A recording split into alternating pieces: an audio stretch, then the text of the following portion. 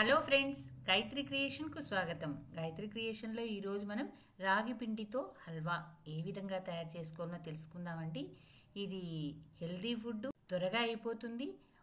చిన్నపిల్లలు కానీ ముసలి వాళ్ళకు కానీ చాలా బాగుంటుంది. ఎందుకంటే ఇది మెత్తగా ఉంటుంది, నోట్లో పెట్టుకోగానే జారిపోతూ ఉంటుంది. దీంట్లో కాల్షియం ఎక్కువగా ఉంటుంది కాబట్టి అందరికీ ఇది మంచి ఫుడ్ అన్నమాట. ఇది ఒక్కరోజు మాత్రమే నిల్వ ఉంటుందండి. వేడివేడిగా తింటేనే బాగా టేస్టీగా ఉంటుంది. చల్లారితే ముద్దగా అయిపోతుంది, అంత టేస్ట్ అనిపించదు. మ్యాక్సిమం 2 days అంతే ఇది.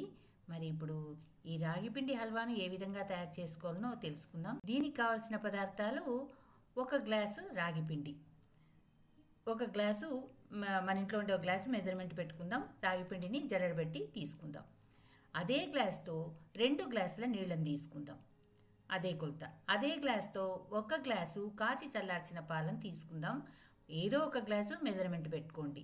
రాగి పిండి, నీళ్లు, పాలు 1:3 అన్నమాట.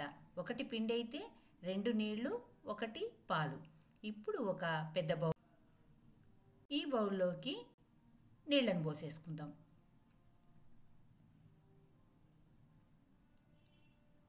రాగిపిండిని కొద్ది కొద్దిగా వేస్తూ దీన్ని ఉండలు లేకుండా నీట్గా ఇలా కలుపుకుందామండి. కనీసం 1 నిమిషం అన్నా బాగా కలుపుకుందాం. ఇలా కలుపుకుందాం.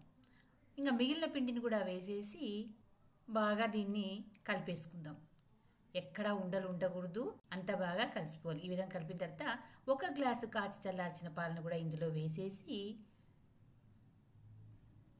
దీన్ని బాగా కలుపుకుందాం. ఈ విధంగా 1 నిమిషం పాటు దీన్ని బాగా అలా కలిపేసుకుందాం. ఈ కలపడంలోనే మనకు రాగి హల్వా మంచి టేస్ట్ వస్తుందన్నమాట. స్మూత్గా వస్తుంది, ఉండలు లేకుండా. దీన్ని మూత పెట్టేసి 1 గంట లేదంటే 1 అర్ధ గంటన్నా పక్కకు పెట్టేద్దాం, నానబెడదాం. దీనికి కావాల్సిన పదార్థాలు ఇలా మనం కలిపి పెట్టుకున్నటువంటి రాగి పిండి, ఏ గ్లాస్తో అయితే మనము పిండిని తీసుకున్నామో అదే గ్లాస్తోనే బెల్లము, 2 స్పూన్ల బూడిద గుమ్మడికాయ విత్తనాలు, పంప్కిన్ సీడ్స్, 2 స్పూన్ల కలింగర పండు విత్తనాలు, వాటర్ మెలన్ సీడ్స్, 2 స్పూన్ల గోడంబి, 2 స్పూన్ల బాదం పప్పు ఈ విధంగా సన్నగా పలుకులు చేసి పెట్టుకోండాలండి, 2 స్పూన్ల ద్రాక్ష, 1 స్పూను యాలకుల పొడి. ఇవంతా వేయించుకోవడానికి నెయ్యి. ఇంతే అండి కావాల్సింది. ఈజీగా చేసుకోవచ్చు, హెల్దీగా ఉంటుంది. ఇది పిల్లలకు, ముసలి వాళ్లకు చాలా బాగా ఉంటుంది. ఎప్పుడు రాగి ముద్ద, రాగి సంకటి, రాగి ఉప్మా కాకుండా హల్వా కూడా చేసుకుందాం. ముందుగా మనం స్టవ్ వెలిగించుకొని కడాయిని పెట్టుకుందాం. 2 స్పూన్ల నెయ్యిని వేసుకుందాం. నెయ్యి బాగా కాగిందండి. స్పూన్ల గోడంబిని వేసి వేయిద్దాం. 2 స్పూన్ల ద్రాక్షను వేసి వేయిద్దాం. లైట్ గోల్డెన్ కలర్లోకి రావాలండి. 2 స్పూన్ల బాదం పప్పును వేసి వేయిద్దాం. బాగా వేగాలి. గోడంబి, బాదం పప్పు లైట్ గోల్డ్ కలర్లోకి వస్తుంది, ద్రాక్ష పొంగుతుంది. అంతవరకు వేయించి వీటన్నిటిని ఒక పళ్ళెంలోకి తీసేసుకుందాం. ఈ విధంగా పళ్ళెంలోకి తీసేసుకొని పక్కన పెట్టుకోవాలి. పక్కన పెట్టేసుకుందాం. మళ్ళీ 1 స్పూన్ నెయ్యిని వేద్దాం. మనం కలిపి పెట్టుకున్నటువంటి రాగి పిండి అంతా అడుక్కుపోయి ఉంటుంది. 1 hour నానబెట్టినాం కదా, అడుక్కుపోయి ఉంటుంది. దీన్ని బాగా గరిటెతో కలిపి ఈ విధంగా బాగా గరిటెతో కలిపేసిన తర్వాత మనము బాణల్లోకి వేసేసుకుందాం. ఇది ఉండలు కట్టకుండా మనం కలుపుతూ ఉండాలండి. ఏమాత్రం అజాగ్రత్తగా ఉన్నా వెంటనే పిండంతా అడుగున చేరిపోయి ఉండలు కడుతుంది. ఈ విధంగా పిండంతా దగ్గరకు వచ్చేసింది. దీంట్లోకి మనము కలింగర పండు విత్తనాలను వేసేసుకొని బాగా కలిపేద్దాం. ఈ వేడికే ఇవి విత్తనాలు కూడా బాగా ఉడికిపోతాయి అన్నమాట. ఇప్పుడు బూడిద గుమ్మడికాయ విత్తనాలను కూడా ఇందులో వేసేసి బాగా కలిపేద్దాం. ఈ విధంగా అంతా పైనుంచి కిందికి, కింది నుంచి పైకి బాగా కలిపేద్దాం. ఇప్పుడు మనము బెల్లాన్ని వేసుకుందాం. ఏ గ్లాస్తో అయితే మనం పిండి తీసుకున్నామో అదే గ్లాసుతో బెల్లం తీసుకుందాం. ఈ బెల్లం బాగా కరిగేంత వరకు కలుపుతున్నాం. బెల్లం వేయడం వల్ల ఇది కొంచెం జోరుగా కూడా అవుతుంది. దీనికి ఇప్పుడు 2 స్పూన్ల నెయ్యిని వేద్దాం.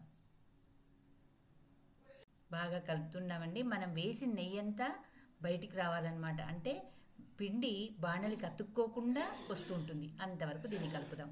ఇప్పుడు మనం వేయించుకున్నటువంటి డ్రై ఫ్రూట్స్ను సగం మాత్రం వేసుకుందాం, మిగిలిన సగం గార్నిష్కు పనికొస్తుంది. దీన్ని బాగా కలిపేద్దాం. ఇది వేడిగా కొంచెం లూజ్గా ఉన్నప్పుడే స్టవ్ ఆఫ్ చేసి సర్వింగ్ బౌల్కి తీసుకోవాలండి. ఎక్కువసేపు పెట్టినామంటే గట్టిగా అయిపోతుంది. ఇది చల్లబడే కొద్దీ కూడా గట్టిగా అవుతుంది. కాబట్టి కొంచెం లూజ్గా ఉన్నప్పుడే మనం స్టవ్ ఆఫ్ చేసుకోవాలి. ఇప్పుడు చివరగా 1 స్పూను యాలకుల పొడిని వేసేద్దాం. దీన్నంతా బాగా కలిపేసి ఇక సర్వింగ్ బౌల్లోకి తీసుకోవడమే. ముందుగా మీకు మాట, నా ఛానల్లోని కథలు మరియు వంటలు మీకు నచ్చినట్టయితే ఓ లైక్ చేయండి. మీ బంధువులకు, స్నేహితులకు, తెలిసిన వాళ్లకు షేర్ చేయండి. మరిన్ని టేస్టీ వంటల కోసం, మరిన్ని మంచి మంచి కథల కోసం గాయత్రి క్రియేషన్ను సబ్స్క్రైబ్ చేసుకోండి.